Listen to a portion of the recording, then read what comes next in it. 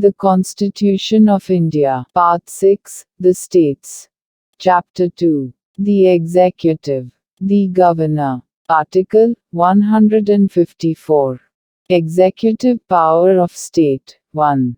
The executive power of the state shall be vested in the governor, and shall be exercised by him, either directly, or through officers subordinate to him, in accordance with this Constitution.